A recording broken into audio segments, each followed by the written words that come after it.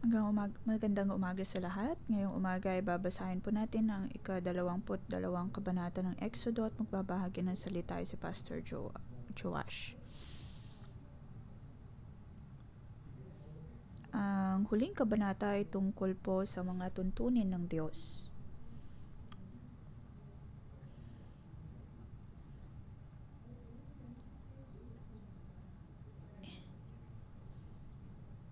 Ito ay hindi lamang interaksyon sa pagitan ng Diyos at ng tao,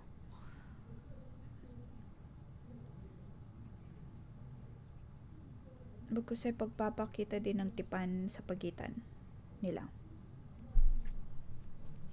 Hindi lamang po natin dapat purihin ang Diyos,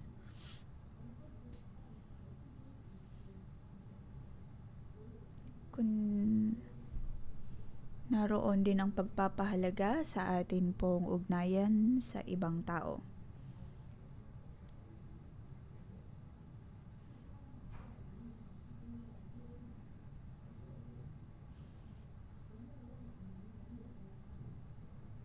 Ang ugnayang ito ay nakakabit din sa atin pong tipan sa Diyos.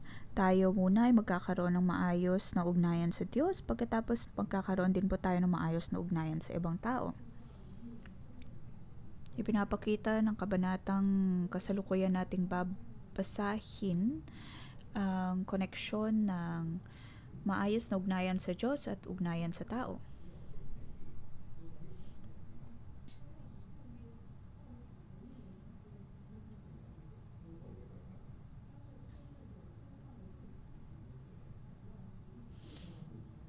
Sa tuwing mayroon pong pagnanakaw, ano po ang dapat nating gawin?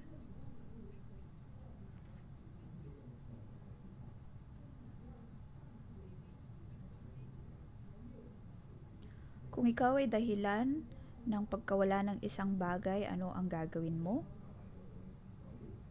Verse 1-5. Sabi po doon, kapag ang isang tao ay nagnakaw ng baka o tupa at ito'y pinatay o pinagbili, papalitan niya ito, 5 ang ipapalit sa isang baka at 4 naman sa isang tupa.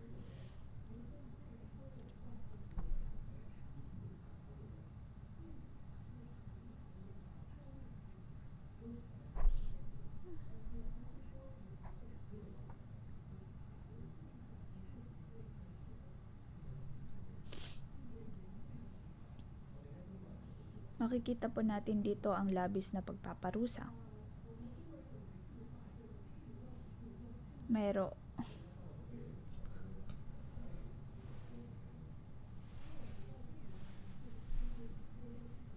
Sa sitwasyon pong ito po ay napakagulong sitwasyon.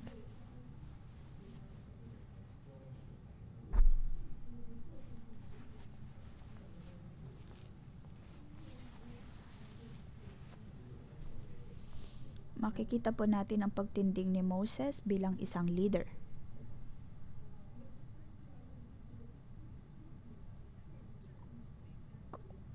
Kung kaya nais niyang patawan sila ng ganitong mga tuntunin at hatol upang maunawa nila ang kahalagaan ng kanilang relasyon sa Diyos at sa tao.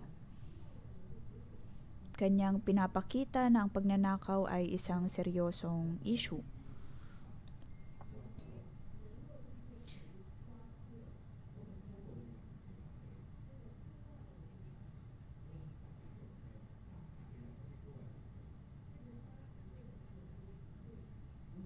Sabi dito, kapag ang magnanakaw ay pumasok ng gabi at siya ay napatay ng may-ari ng bahay, walang pananagutan ang nakapatay. Kung ang pagkapatay ay naganap pagkasikat ng araw, mananagot ang nakapatay.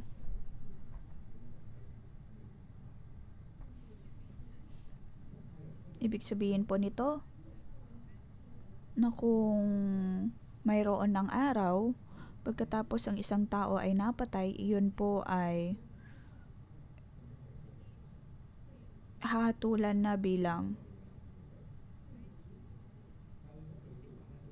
paghihiganti ayon sa galit. Nais kong bigyan ng buod ang verse 2 at 3. Sinasabi po dito na ang magnanakaw ay hindi dapat hatulan ng kamatayan.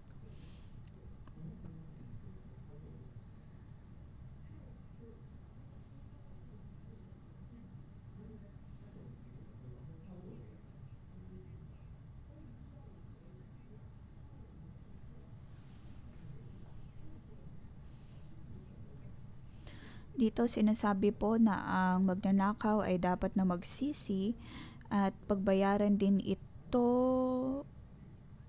gamit ang kanyang buhay.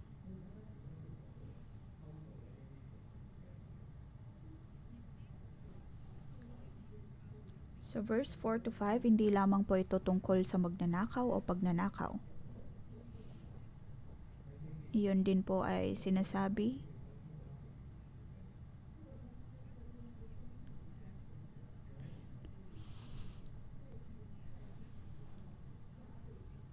sabi sa verse 5, kapag ang hayop na alaga ay nakawala at nakapanira sa bukid ng iba, papalitan ng may-ari ang anumang nasira ng kanyang hayop.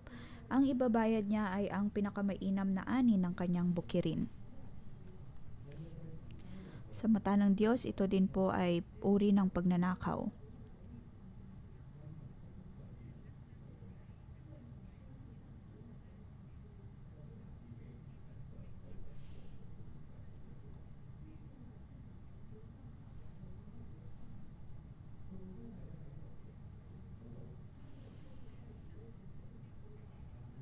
Para sa isang tao, maaaring hindi siya nagnakaw sa isang bukirin, ngunit hinayaan niya ang kanyang mga hayop, hinayaan niya ang kanyang hayop na manira ng ari-arian ng iba.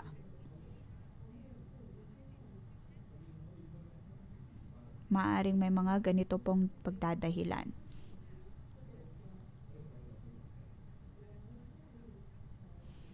Ngunit ilagay po natin ang ating sarili sa punto ng nasisiraan.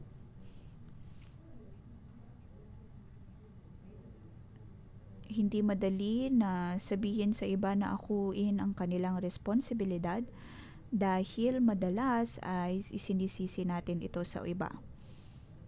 Sinasabi natin na hindi tayo ang nagnakaw, ngunit may mga pagkakataon na nagiging dahilan tayo kung bakit ang iba'y nawawalan.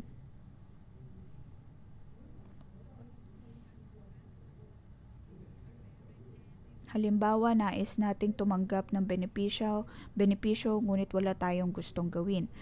Halimbawa, sa atin pong kapaligiran ay napakaraming mga krimen.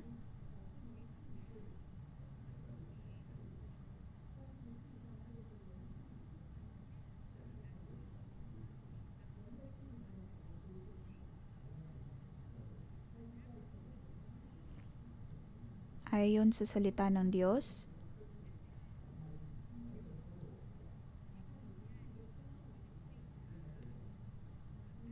maaaring ang isang tao ay hindi ang direktang nagnakaw ng isang bagay, ngunit hinayaan niya na mangyari iyon. Iyon ay dapat na kanyang panagutan at pagsisihan. Halimbawa, maaaring sa atin pong pinagtatrabahuan ay hindi po tayo ang direktang nagnakaw ng isang bagay. Ngunit naroon ang paunti-unting pagkuha ng mga bagay na hindi naman dapat natin kunin. Pagnanakaw ng oras, pagnanakaw ng stationery, hindi man ikaw o kaya'y nakita mo ang ibang mga kasama mo na gumagawa niyon.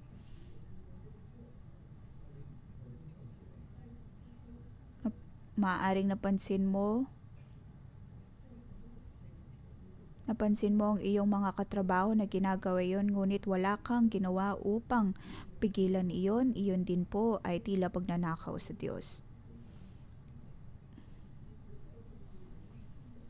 Ang lahat ng ito ay bunsod ng kasakiman ng tao. Mga kapatid, dapat po tayong maging maingat.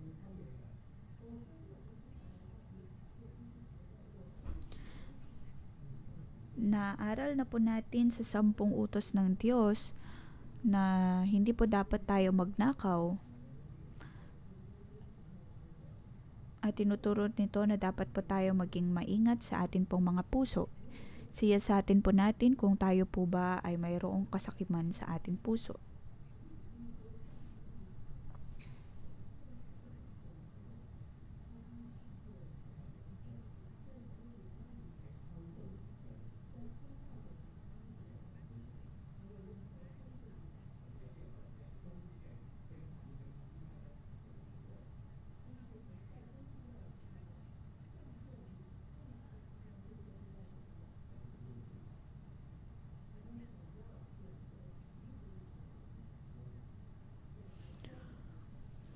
Piliin po natin na maging tapat at makatwiran.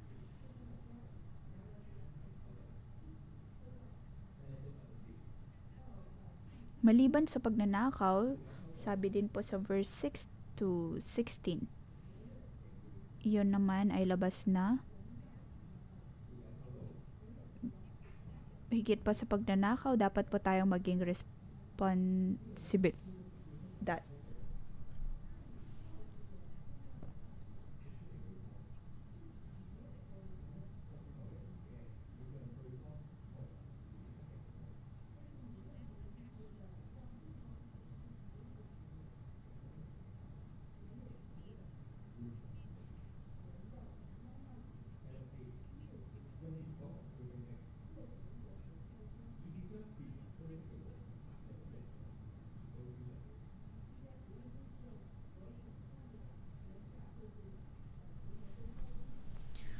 Sabi sa verse 6, kapag may nagsiga, kumalat ang apoy at nakasunog ng mga inani o ng pananim ng iba, ito ay babayaran ng nagsiga.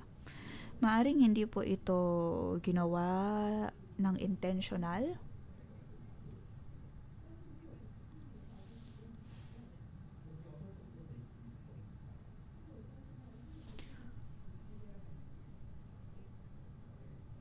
At ito ay naituro ng may detalye.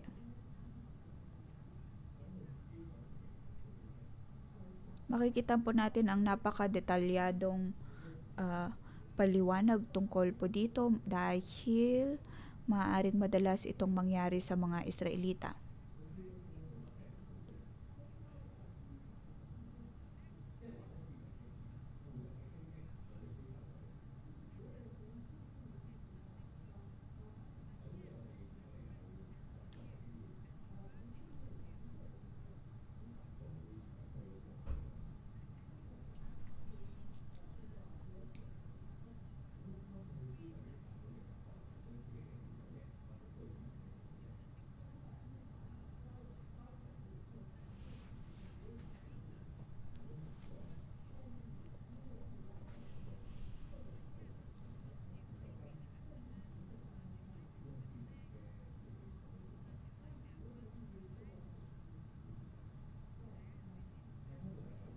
Kailangan po tayo maging mas responsable. Sa verse 29,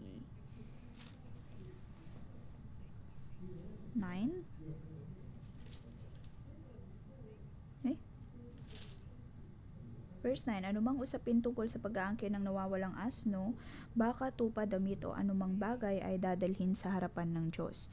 Ang mapatunayang nag-aangkin lamang ay magbabayad ng doble sa tunay na may-ari.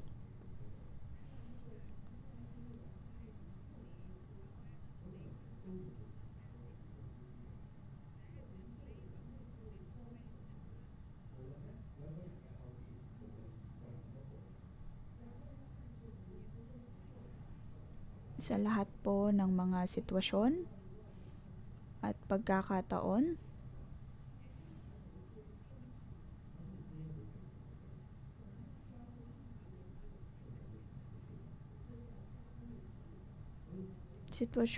kung saan mayroong isa na nagsasabing kanyang isang bagay at mayroon pang isa na nagsasabing kanya din iyon, ang Diyos ang hahatol.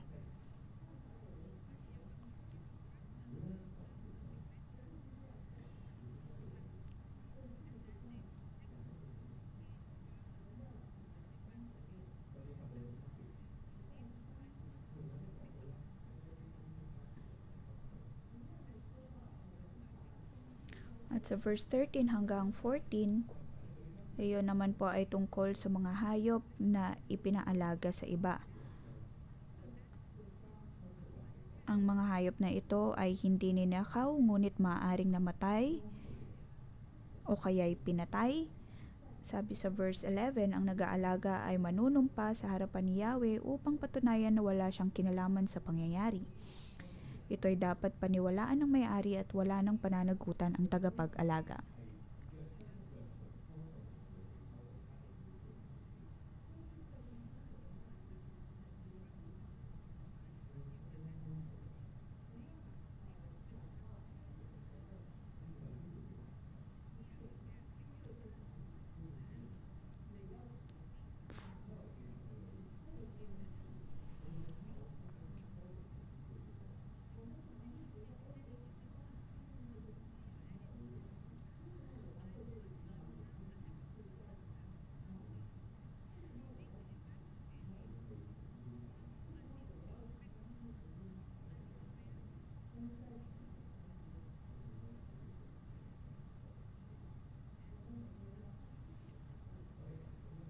Lahat po tayo ay mayroong responsibilidad.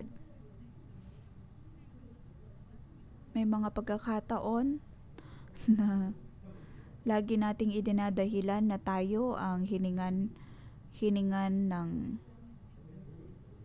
kondisyon na alagaan ang kanilang mga pag-aari. Pagkatapos ay ayaw nating magkaroon ng responsibilidad, ayaw nating maging responsable kung sakali man iyon ay nawala o namatay. Ngunit sinasabi ng Diyos dito na dapat po tayong maging responsable sa lahat.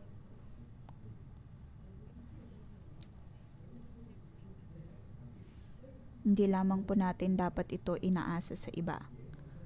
Sa verse 13, kung ang hayop naman ay pinatay ng isang hayop na mabangis, ipapakita ng tagapag-alaga ang bahaging natira at wala siyang pananagutan.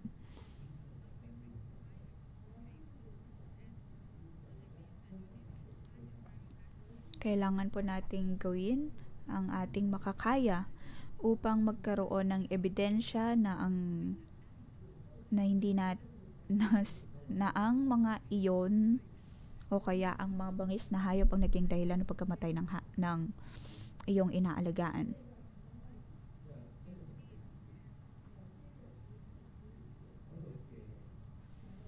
Verse 14 to 15, ito naman po ay tungkol sa nanghihiram ng isang hayop. At kung ito ay namatay o napinsala ng hindi nakikita ng may-ari, babayaran ito ng hiram.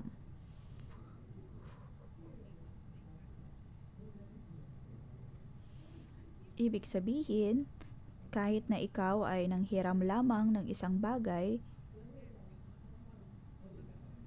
ngunit muli dapat kang maging responsable sa iyong hiniram. Sa verse 15, ngunit kung naroon ang may-ari, hindi ito babayaran lalo na kung inupahan, ang upa ang magiging kabayaran.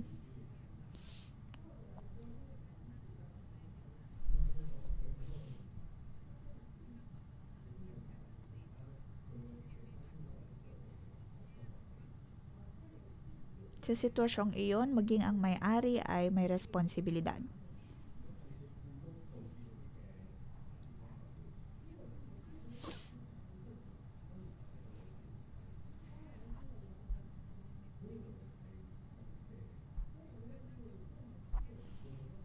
Ikaw man ay nanghiram sa iba, o iyon man ay pag-aari ng tunay na nagmamay-ari, ikaw man ay nanghihiram o siyang may-ari, sila ay dapat na maging responsable doon. Madalas, maaaring iniisip po natin na dahil ang tao ay laging tumatakbo mula sa kanilang mga responsibilidad, kung kaya naman kung panahon na tayo naman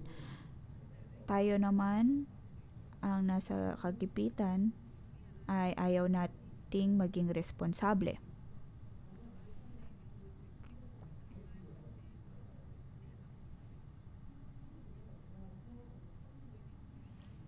Mga kapatid, dapat po nating siyasatin ang ating mga buhay. Sa ministeryo man, sa ating paglilingkod o sa ating pagtatrabaho, Nauunawaan ng Diyos kung tayo po ay nakakagawa ng mali. Ngunit, dapat din po tayong maging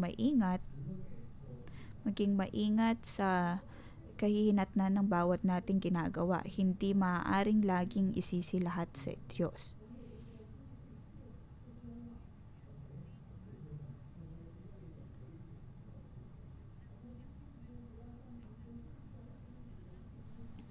Huwag po nating isisi sa Diyos ang lahat na bakit ang bagay na ito ay nangyayari sa iyo.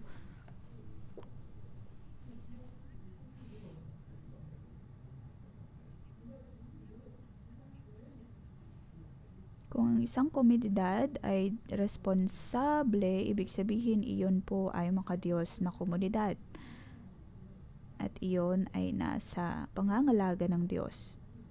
Ngunit madalas, tuwing naharap po natin ang mga kawalan,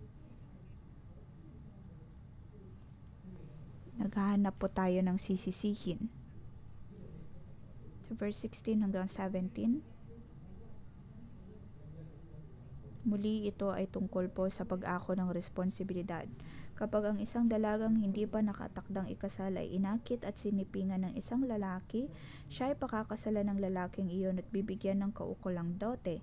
Kung hindi pumayag ang ama na ipakasal ang babae, ibibigay na lang sa ama ang halagang katumbas ng dote.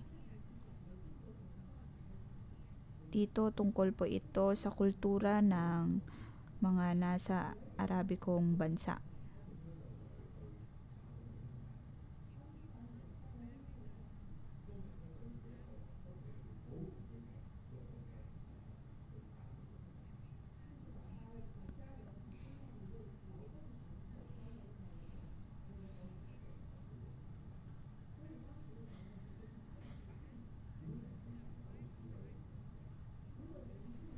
Noong araw ang dote ay napakahalaga.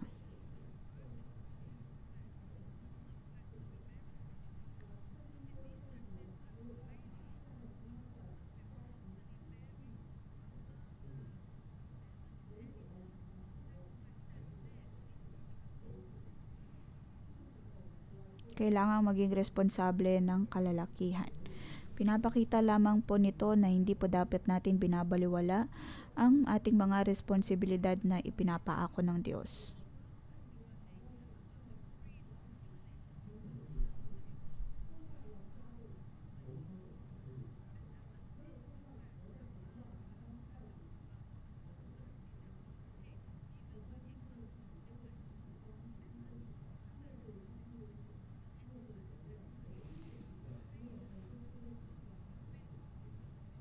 Sa ating pong pagharap ng mga sitwasyon sa buhay, sa mga pagkakataon na tila ba tayo na din ay nawawalan, marapat lamang na maging responsable tayo. Tayo bilang puno ng buhay at bilang komunidad, dapat din po nating bigyan ng pansin ang kapakanan ng iba. Maring ikaw ay isang cell leader o kaya Bible school student, madalas tayo po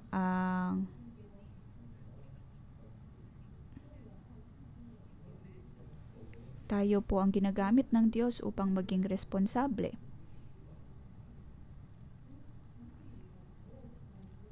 Responsable sa mga bagay-bagay.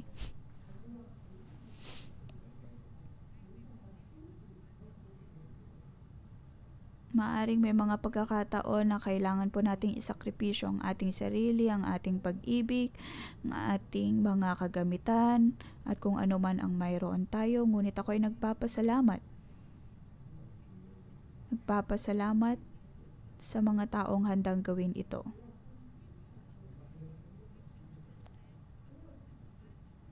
Hindi lamang po dapat natin iniisip kung ano ang tama at mali, kung sino ang dapat na maging responsable.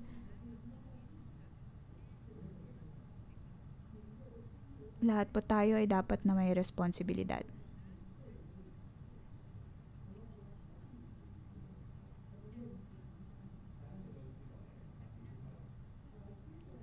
Bilang komunidad, dapat po tayong maging responsable.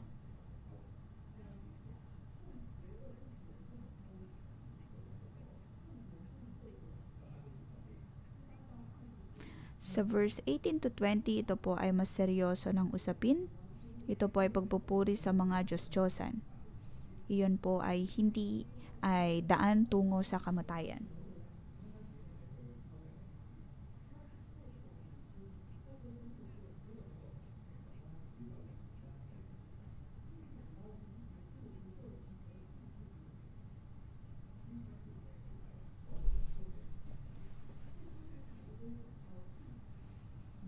Ito po ay tungkol sa paghahandog sa mga Diyos-Diyosan, paggawa ng mga hindi hindi kalugod-lugod na mga bagay.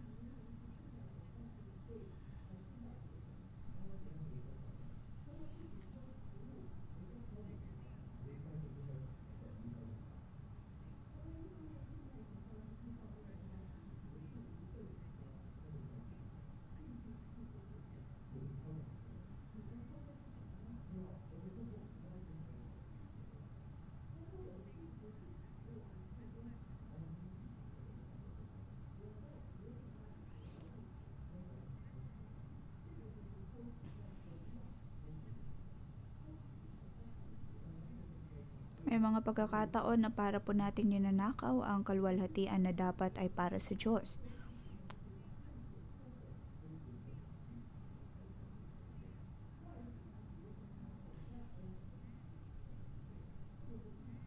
Iyon din po ay uri ng pagnanakaw at pagkakasala sa Diyos.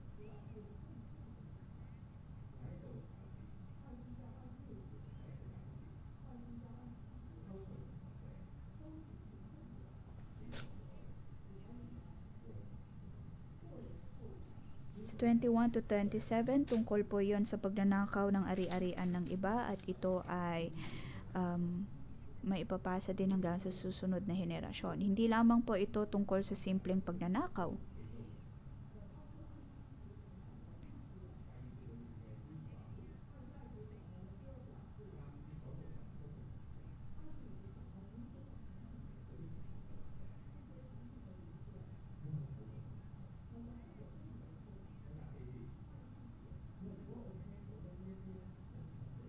Verse 24.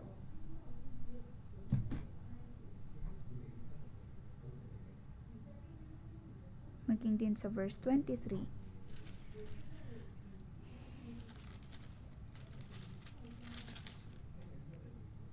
Sinasabi po dito, pagdating sa pang-aapi ng iba, pagpapahirap ng iba, ang Diyos ay mapupuot at kanyang lilipunin ng lahat sa pamamagitan ng digmaan.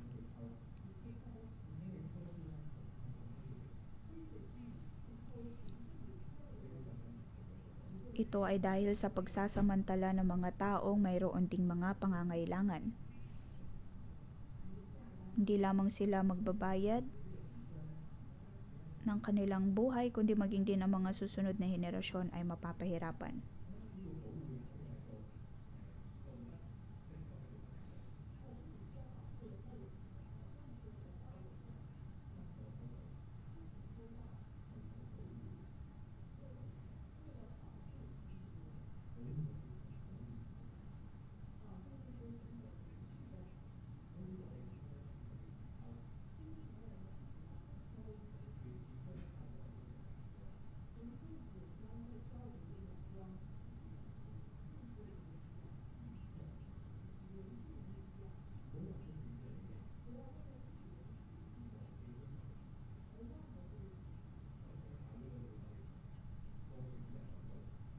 Huwag po nating babaliwalain ang pangangailangan ng ibang tao.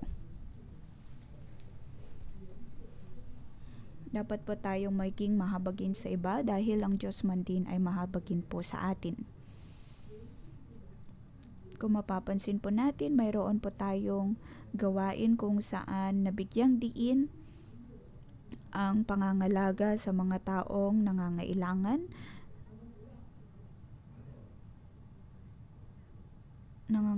at nahihirapan.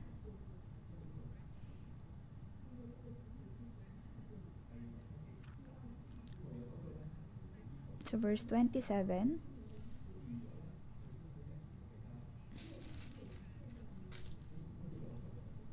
yun po ay tungkol sa balabal ng isang mahirap na tao at hindi na dapat iyon nakawin pa.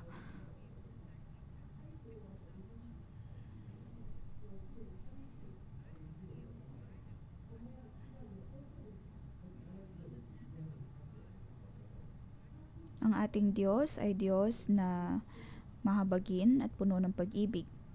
Hindi lamang niya ginagamit ang kanyang mga salita o panuntunan upang turuan tayo, bagkus ay para din pangalagaan ng mga taong nahihirapan.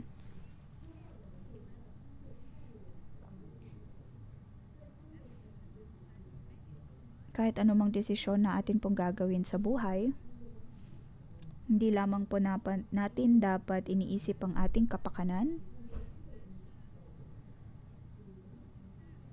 bagkus ay iniisip din ang kapakanan ng iba at ng ating komunidad.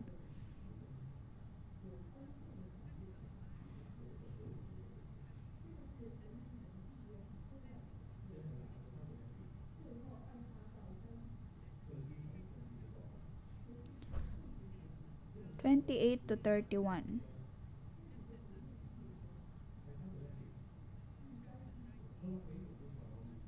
Ito po ay kasagutan sa chapter 19. Sabi po sa 31, kayo ay aking bayang pinili, kaya huwag kayong kakain ng...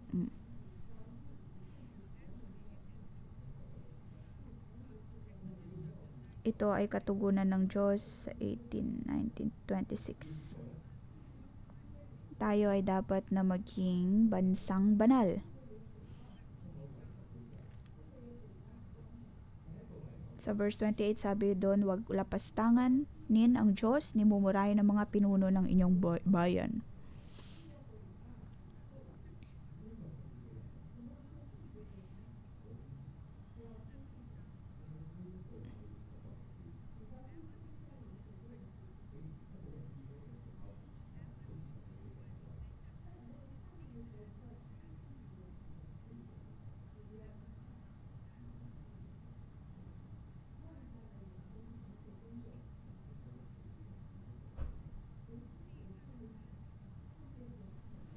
Nakikita ng Diyos ang lahat ng atin pong ginagawa sa ating mga buhay. Kung tayo po ay gumagawa ng mali at ang hatol ng Diyos ay dumating sa atin, dapat po natin mapagtanto na ang Diyos ay buhay at siya ang may otoridad sa lahat. Ang Diyos ay ang Diyos na siyang may hawak ng lahat. Mula verse 29 hanggang 31, dapat po nating maalala na ang Diyos ay buhay. Ang lahat ay mula sa Diyos.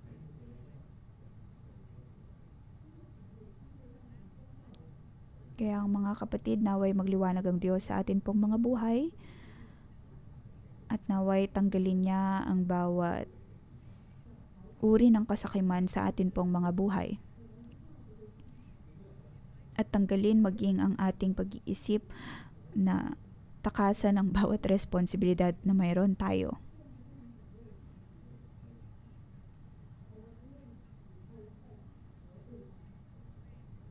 Huwag po dapat nating isisi agad sa iba ang ating mga kawalan o ating mga responsibilidad. Dapat po tayong maging maingat at maging responsable din.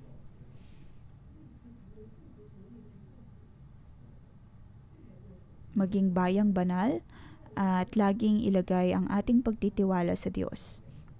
Paniwalaan ng lahat ay mula sa Kanya, kung kaya dapat din po tayong maging responsable sa mga iyon.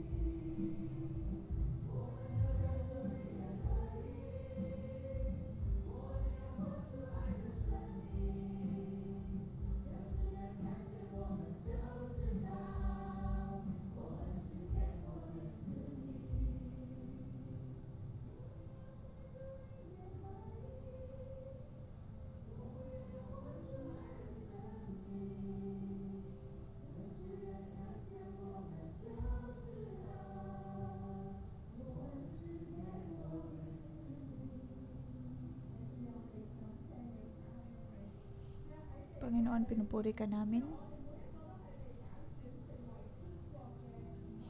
Panginoon, tinawag mo ang bawat isa sa amin upang maging iyong mga anak. Panginoon, pinupuri ka namin dahil sa iyo ay mayroong kasagutan sa bawat problema. Atin pong sabihin sa Diyos ang ating papuri at pasasalamat.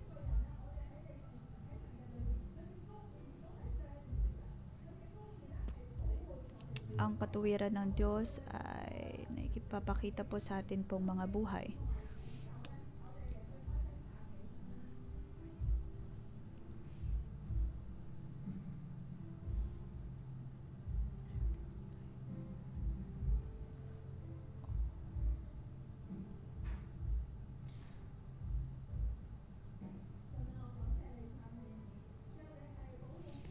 Panginoon, pinupuri ka namin dahil ikaw ang Diyos na pumoprotekta ng mga ulila na.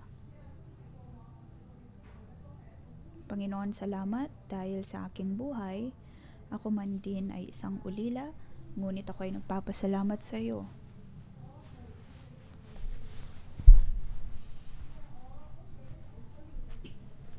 Ako, O Diyos, ay tila walang pamilya. Ako man din ay nangailangan, ngunit ikaw ang Diyos na tumulong at pumoprotekta sa akin. Ikaw, O Diyos, ang nagbigay ng sapat na habag at biyaya sa akin at sa aking pamilya, kung kaya ngayon kilala ka na nila bilang Diyos at tagapagligtas. Panginoon, maraming salamat sa iyong sapat na habag at biyaya para sa lahat. Panginoon, pinupuri kita at pinapasalamatan. Kami man din ay maraming mga baluktot na pag-iisip dahil marahil sa mga hinanakit na mayroon kami mula pagkabata. Ngunit kami, O Diyos, ngayon ay nasa puno ng buhay at tinulungan mo kami na mabago. Kami ngayon ay nasa pangangalaga ng aming mga otoridad. Sa Bible School man, O Diyos, mayroong mga guro na nangangalaga at nagtuturo sa kanila. At sa komunidad na ito ng puno ng buhay, naroon ang pag-ibig at pagpapatawad sa bawat isa.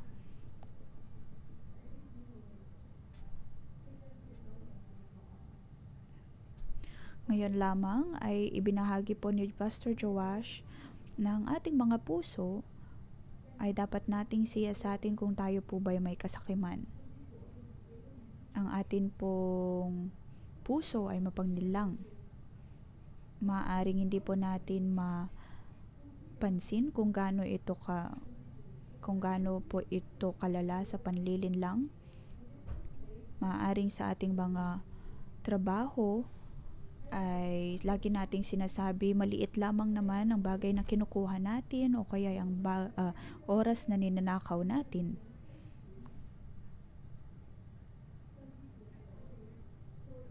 Maaaring tayo po ay kumukuha ng mga benepisyo ng walang kahit anumang pananagutan sa iba.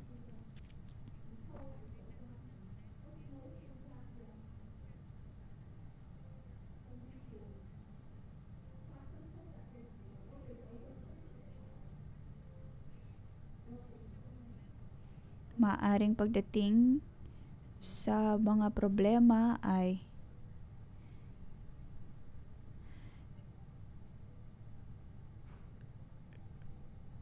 sinisisi natin iyon marahil sa iba. Sure.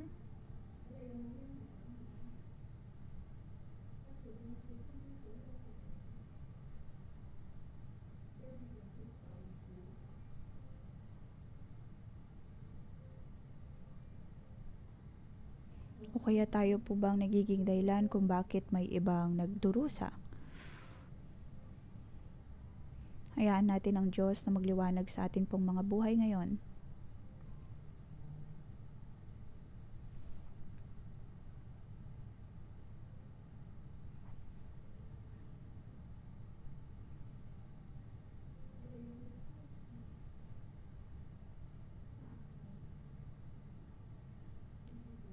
Tayo po ba'y nakapanakit ng iba o kaya'y nakasira ng ugnayan ng iba.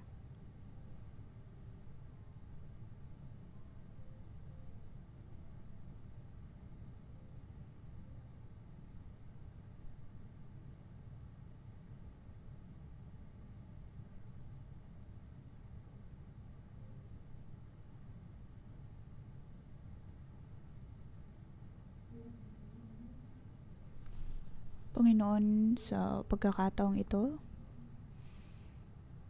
naway dumating ka sa aming kalagitnaan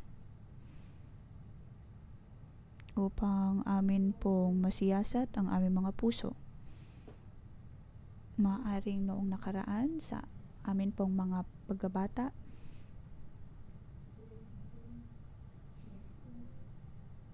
may ilan po sa amin dito na nasaktan, na maltrato, at hindi nakakitaan o kaya hindi pinakitaan ng habag.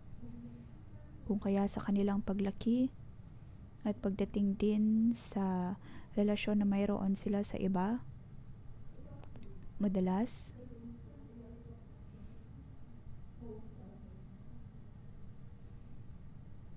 ay mayroon silang pag-iisip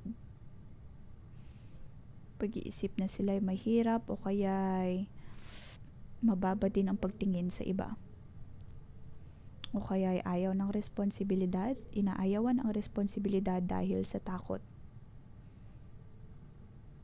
O kaya'y ayaw harapin ang bawat responsibilidad, ayaw harapin ang bawat problema sa ugnayan na nagiging dahilan kung bakit mas lumalala ang mga relasyong iyon. Panginoon, patawarin mo kami. Panginoon, naway patawarin mo kami. Tulungan mo kami, O Diyos, na makita ka. Dahil Ikaw, O Diyos, ang Diyos na banal, makatuwiran at makapangyarihan. Ikaw ay nasa aming kalagitnaan. Tinawag mo kami, O Diyos, at iniligtas. At iyo ding ibinaba ang iyong hatol sa amin. Tulungan mo kami, O Diyos, na maging mabuti. Tulungan mo kaming maunawaan, O Diyos, na Ikaw ang aming Diyos na siyang nagbibigay ng lahat, na hindi na dapat kami manatili sa aming pag-iisip bilang mahirap.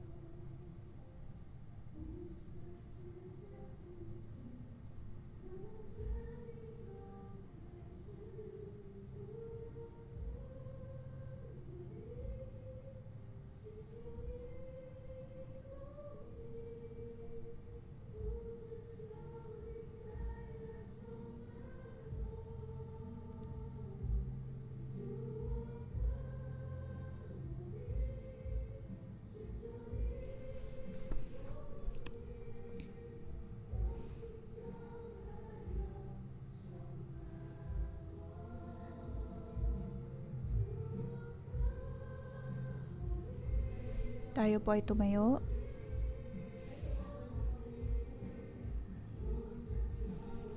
Panginoon, kami ay aayon sa iyo. Panginoon, muli naway punuin mo kami.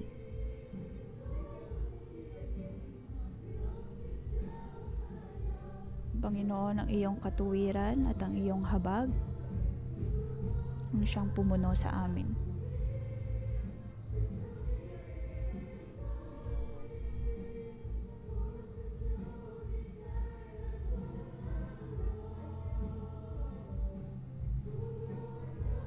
Panginoon, tulungan mo kami na tanggalin ang bawat takot sa amin.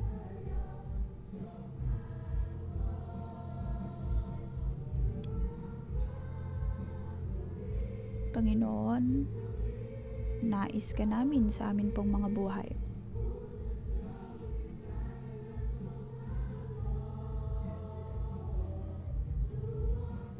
Panginoon, naway punuin mo kami.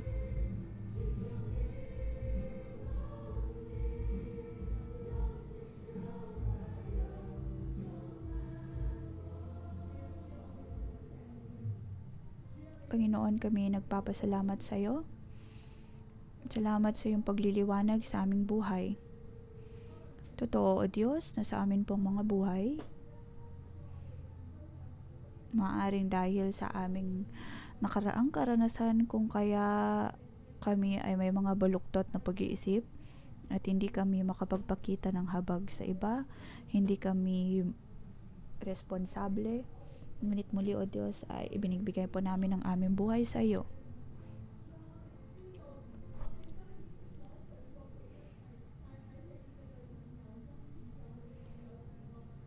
Panginoon, alam namin na anumang mga bagay na amin pong ginawa noon at ginagawa pa ngayon, ang iyong habag at biyaya ay sapat, O Diyos, upang tulungan kami. Ngayon, nais kong palakasin ang loob ng bawat isa na tayo po ay manalangin. Maaaring sa nakaraan, totoong nakapagnakaw kayo o kaya nakapanakit ng iba o naging dahilan kung bakit mayroong hindi maayos na relasyon sa iba. Tayo po ay manalangin. Diyos Amang nasa langit, salamat sa iyong liwanag sa aming buhay. Panginoon, ako ay humihingi ng kapatawaran at nangungumpisal na ako nga ay nakapagnakaw sa iba. At ako nga, O Diyos, ay hindi naging responsable. Ngunit ngayon, O Diyos, dahil sa iyong habag at biyaya, dahil sa iyong kabutihan, dahil sa iyong katuwiran, nais ko, O Diyos, na matanggap ang lahat ng ito mula sa iyo. Panginoon, ikaw ang aking kalakasan. Kung kaya naman ngayon ako ay mayroong lakas ng loob na harapin ang mga problemang ito. Mayroong kalakasan na harapin ang bawat responsibilidad. Na harapin ang bawat pagkakamali na aking nagawa.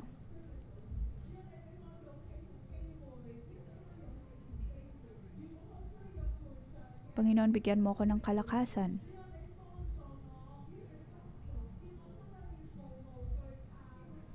Panginoon, tulungan mo kami.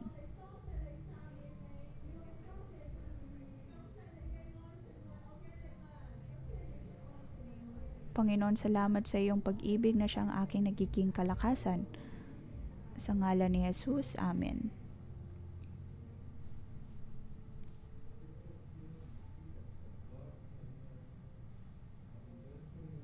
Sa verse 21, sabi po dito,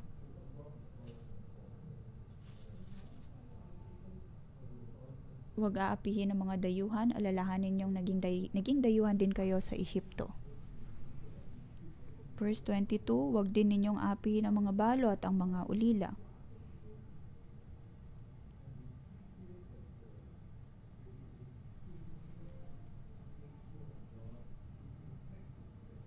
Nakikita po natin dito na parte na ng kalooban ng Diyos na protektahan ang mga mahihina.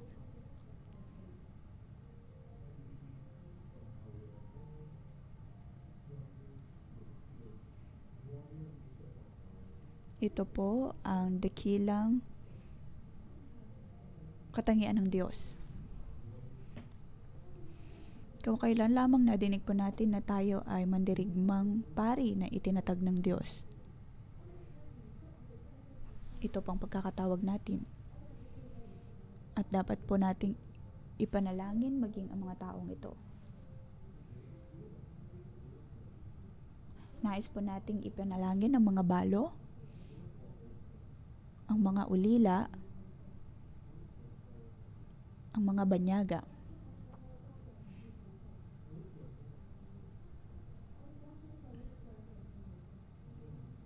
Ang mga nangangailangan, walang mapagkuko ng yaman.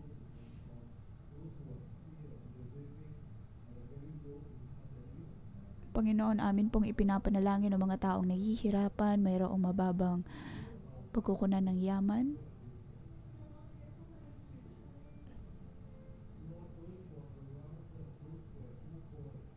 ang mga nasa paligid po namin, O Diyos, na walang sariling boses, walang kapangyarihan, mga taong namamaltrato at napapahirapan, mga taong pinapahirapan ng iba. Panginoon, narito kami na nananalangin para sa kanila. Panginoon, tulungan mo ako na makita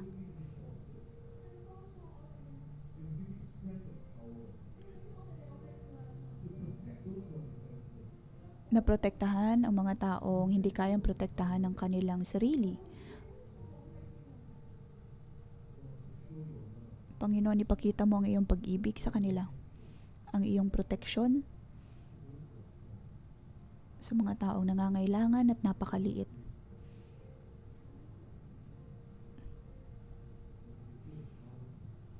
Panginoon, hayaan mong maramdaman nila ang proteksyon mula sa Diyos Ama.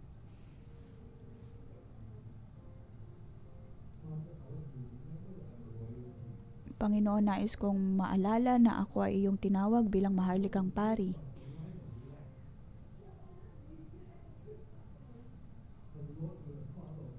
Panginoon, ikaw ang Diyos na siyang nagbibigay ng lahat.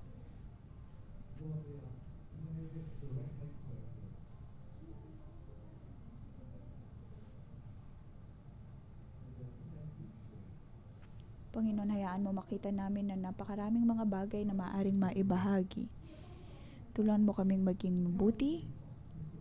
Tulungan mo kami, O Diyos, na maging magiliw sa pagtanggap tulad mo. Tulad kung paano mo ako tinulungan nang ako'y mahina, nang ako'y walang kalaban-laban. Panginoon, tulungan mo ako na makita ang iba sa paraan kung paano mo ako nakikita. Na makita ang iba kung paano mo kami makita at magamit. Tulungan mo kami, O Diyos, na tratuhin sila ayon sa kung paano mo rin kami tratuhin. Dahil ikaw, O Diyos, ay banal at nais din naming maging banal.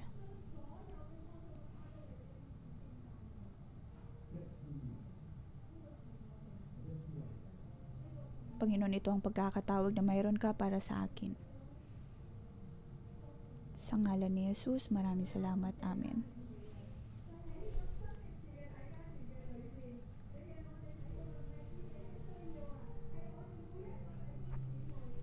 Panginoon, maraming salamat sa komunidad na ito. Dahil hindi lamang po namin nakikita ang pangangailangan ng iba, kundi nakikita din, Panginoon, ang kasapatan na mayroon ka. Atin pong purihin ang Diyos dahil hindi po tayo nag-iisa, tayo po ay isang komunidad.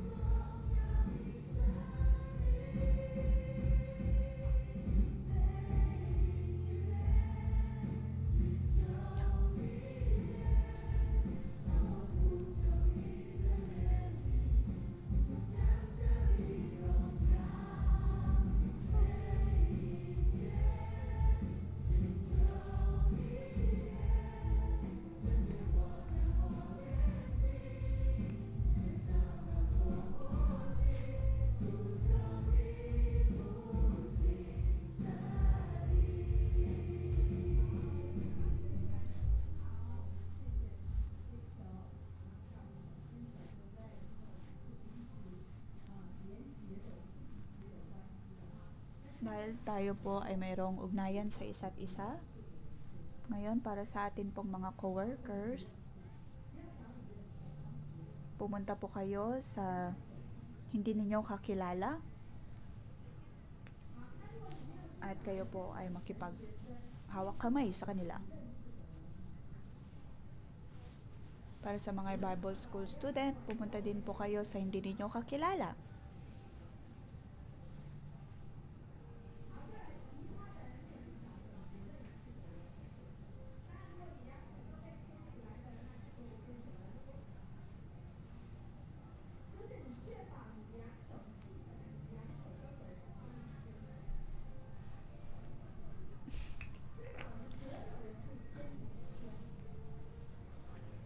Siguraduhin po ninyo na kayo ay magkikipaghawak kamay sa kanila. Tapos kayo ay gumawa ng bilog.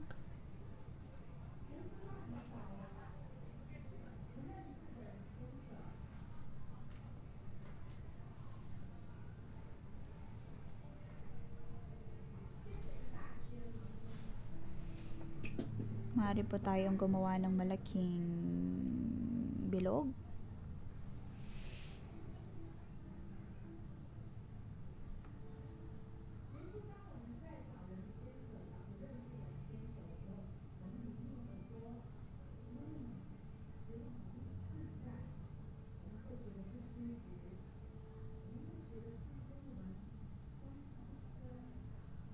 Maring iniisip po natin na wala tayong ugnayan sa isa't isa.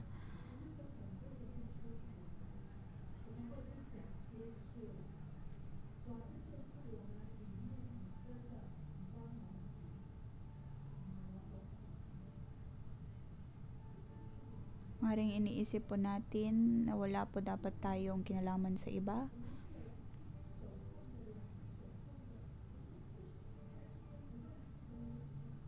O kaya may mga pagkakataon na ayaw nating makipag-ugnayan sa iba dahil ayaw nating makilala pa ang iba.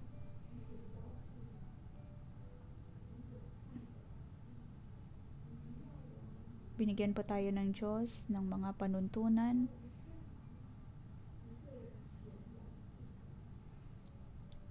nais po ng Diyos na tayo makipag-ugnayan sa tao.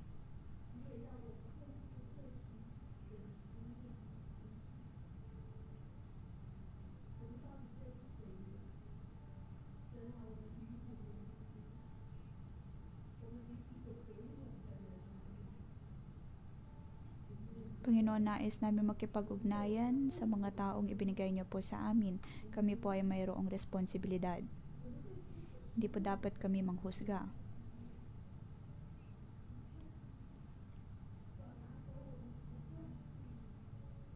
Kaya o Diyos, tanggalin mo Panginoon ang aming pagtanggi.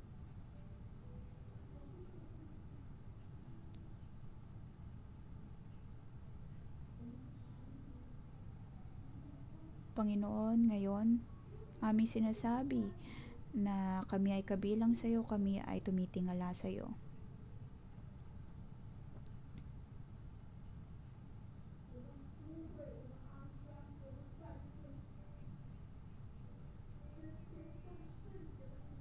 Panginoon, kami ay napakadumi, napakababa.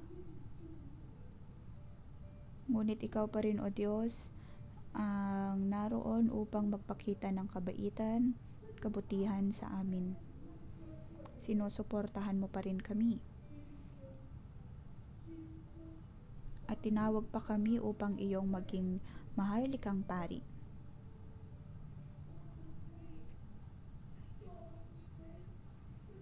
Panginoon, kung tutuusin ay hindi po kami karapat-dapat sa posisyong ito, hindi karapat-dapat sa pagkakatawag na ito. Ngunit ngayon, O Diyos, kami ay iyong tinawag.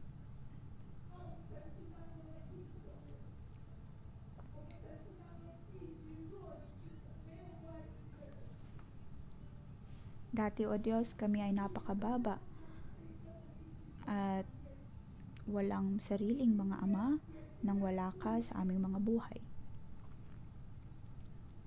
Ngunit O Diyos, ikaw ay narito pa rin upang kami ay ibigin.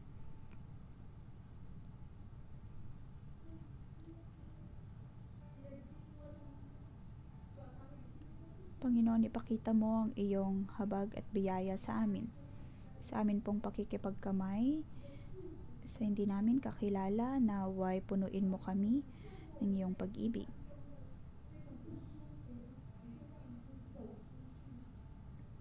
Ngayon nga, O Diyos, tulungan mo kami na makalabas sa aming lumang pag-iisip.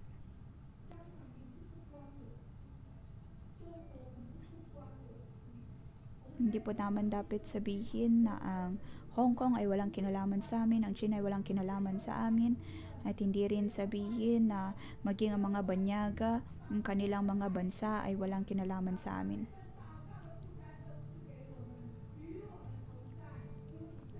Panginoon, tulungan mo kami. Bigyan mo kami ng responsibilidad sa ngalan ni Jesus. Amen.